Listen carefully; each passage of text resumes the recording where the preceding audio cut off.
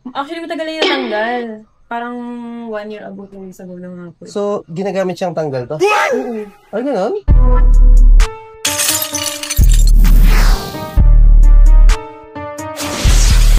Yun o, nandito tayo sa Jesus Extension, Pandacan, Manila. Meron tayong ayusing computer. So, hindi natin alam kung anong sira. Sabi lang na power. So, check natin. Let's go. Ayun o, akala nyo may mas maangas. Natanggal na to. Bakit natanggal? Naputol siguro yung bracket. Hindi naman. Hindi naman putol yung bracket. Ano to, ma'am? Gaano katagal itong ginagamit? Hindi actually nung nasira lang. Ginagamit ko siya. Ano yung binubuksan? Paano natagal to, ma'am? Actually, matagal na yung natanggal. Parang 1 year ago, 2 years ago lang nga po. So, ginagamit siyang tanggal to? Oo. Ay, gano'n?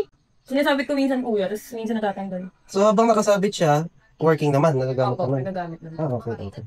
So, check natin anong problema. Yan. So, natanggal na natin lahat.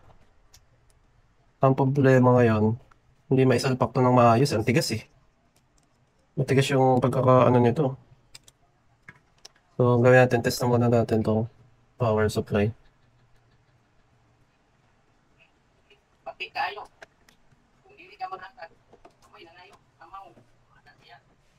Saksakan? Ito? Paano to? Yan. 5 volts, 12 volts, 3.3. So, good siyang power supply. PG280. Ayos yung power supply.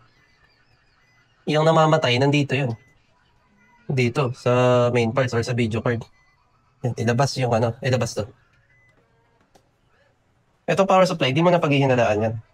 Ayos na yan, kasi natas na eh. Na, accurate lahat ng voltahe. 5 volts, 3 volts. Ilabas.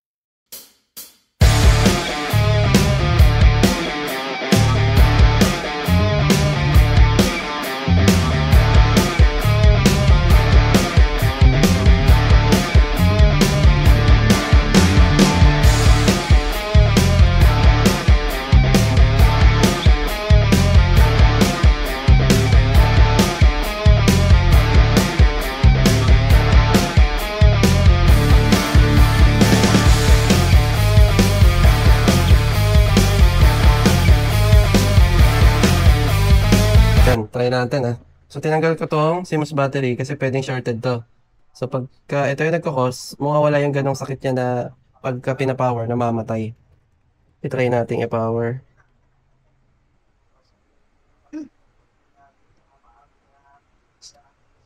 Andun pa rin talaga yung sakit niya. So, kung mapapansin mo, ma'am, ito, main parts na to. Wala na to sa unit mo. So, yung ibang mga parts dito, labas na. Ang problema, nandito na talaga. Wala na sa mga nakakabit dito. Yung power supply mo, na-test natin. Okay naman. Ito, dalawang parts lang to. Motherboard, tsaka processor. So, yung ganong sakit na namamatay sindi, mamatay sindi, nanggagaling dito na. Pwedeng sa board, pwedeng sa processor. Pero meron pa naman tayong susubukan. Try natin subukan yung proxy. Pag sinalpak at ganun pa rin, matik na isa dito ang may problema.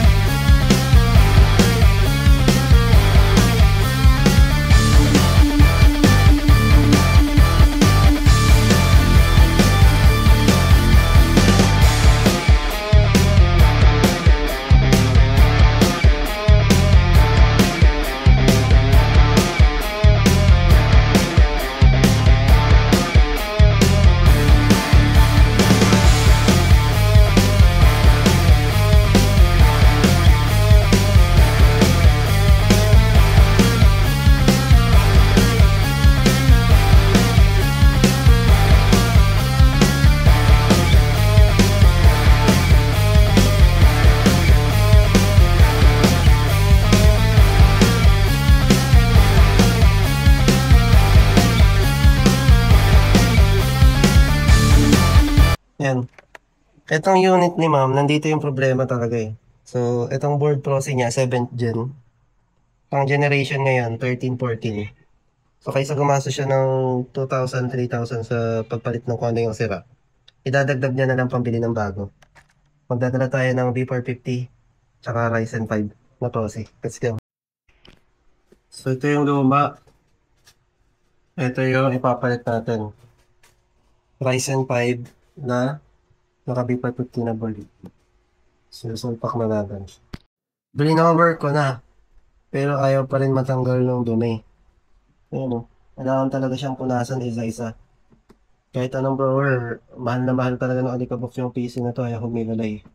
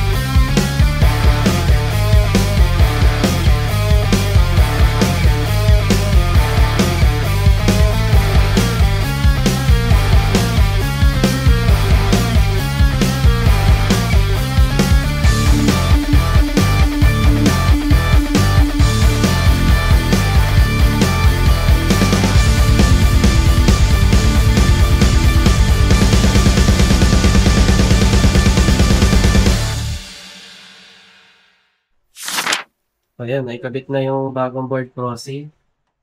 Hinihintay na lang natin na pumasok sa Windows.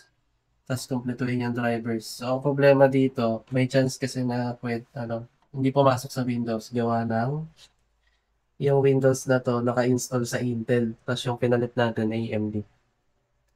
So, kung magka-problema man, backup na lang yung files tapos mag-install ng bagong Windows. Ayan. Eto na naman tayo. Ayaw pumasok ng Windows. What?